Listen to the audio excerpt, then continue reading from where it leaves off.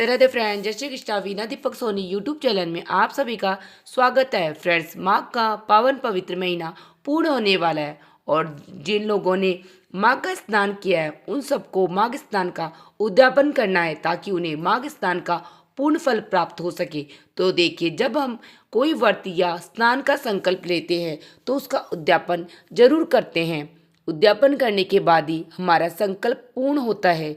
तो आज की वीडियो में हम जानेंगे कि माघ स्नान का उद्यापन हमें कब करना है और ये उद्यापन हम कैसे करते हैं, कौन कौन सी चीज़ें हमें दान करनी है और यह दान हमें कैसे देना है। यानी माघ स्नान के उद्यापन के विषय में संपूर्ण जानकारी आपको आज की वीडियो में मिलेगी। वीडियो को आप अंत तक जरूर देखना। तो देखिए, माघ स्नान का उद्यापन माघ पूर्णिमा के दिन किया जाता है। पूरा माघ का महीना हम सुबह सुबह उठ के ठंडे जल में स्नान करके माता तुलसी का, भगवान विष्णु का पूजन करते हैं। पूरा महीना माघ स्नान करने के बाद जब माघ पूर्णिमा आती है तो माघ पूर्णिमा के दिन हमें इसका उद्यापन करना होता है। तो देखिए, जब हम उद्यापन करेंगे, क्योंकि हमने माघ का पूरा महीना भगवान विष्णु और तुलसी जी का पूजन किया है, तो जब हम उद्यापन करेंगे तो भगवान विष्णु और तुलसी जी के निमित्त हमें कुछ दान करना होता है। तो देखिए, हम क्या क्या दान करेंगे तो मैं आपको दिखा देती हूँ। सबसे पहले तो हमें तुलसी माता के लिए एक साड़ी लेनी है। आप साड़ी या चुनरी कोई भी चीज़ें ले सकते हैं, या आप साड़ी ले लीजिएगा। लाल, पीले, हरे कोई भी शुभ कलर की साड़ी ले सकते हैं। यानी काला, नीला छोड़ के बाकी कोई भी रंग की साड़ी आप ले लीजिएगा। तो यहाँ पर हमने तुलसी जी के लिए साड़ी ले ली। साथ में हम तुलसी जी के लिए श्रृंगार का सामान लेंगे। श्रृंगार का सामान आप 2 चीज़ें, 4 चीज़ें, 5 चीज़ें, 7, 9 कितनी भी चीज़ें आप ले सकते हैं।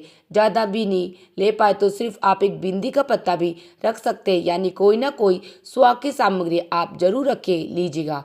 तो यहाँ पर हमने सुहाग का सामान ले लिया है।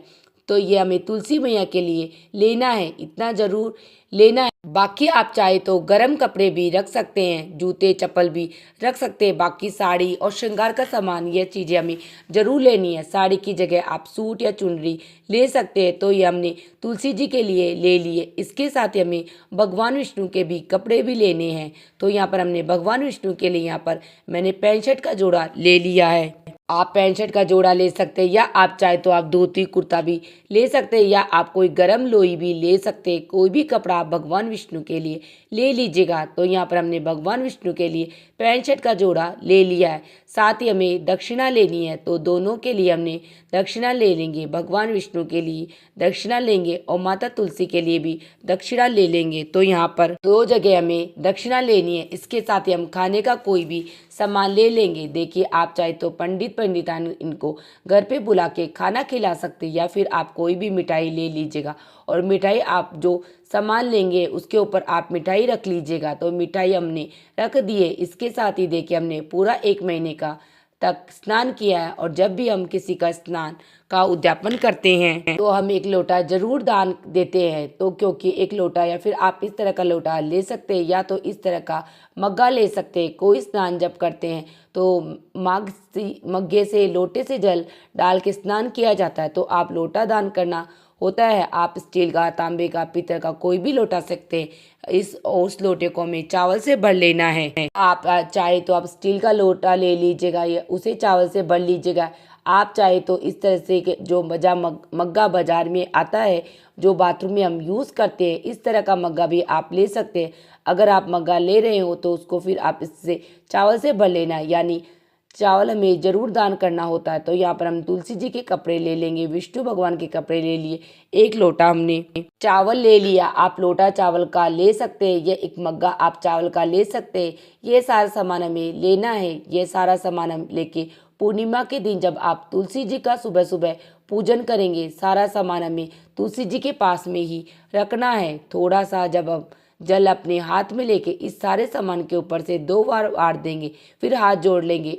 इस तरह से हम इसको मिनस देंगे। उसके बाद फिर यह सारा सामान हमें पंडिताइन को दान करना होता है। आप ये सामान पंडिताइन को दे सकते हैं। आप चाहे तो ये सामान आप किसी गरीब को दे सकते हैं, या आप अपने ससुर जी को ये सारा सामान दे सकते हैं। तो आप देख लीजिएगा, किसी गरीब को देना चाहे गरीब को दे दीजिएगा। मंदिर में पंडिताइन को देना चाहते हैं उनको भी दे सकते हैं, या सास ससुर को भी दे सकते हैं, या आप अपनी ननद जेठानी किसी को भी दे सकते हैं। इस तरह से यह सारा सामान हमें दे देंगे और फिर हमारे माँ का स्नान उद्यापन हो जाएगा। देखिए उद्यापन में आप कितना भी सामान बढ़ा सकते हैं। आप चाहे तो विष्णु भगवान के 5 कपड़े कर सकते हैं, आप चाहे तो तुलसी मैया के 5 कपड़े ले सकते हैं, सोने चांदी की चीज़ें भी ले सकते हैं, कितना भी बढ़ा सकते हैं। लेकिन मैं आपको यहाँ पे कम से कम सामग्री दिखा रही हूँ जो ज़रूरी है। अगर आपने पूरी माँ का स्नान किया है तो कम से कम इतना तो दान आप जरूर कर दीजिएगा।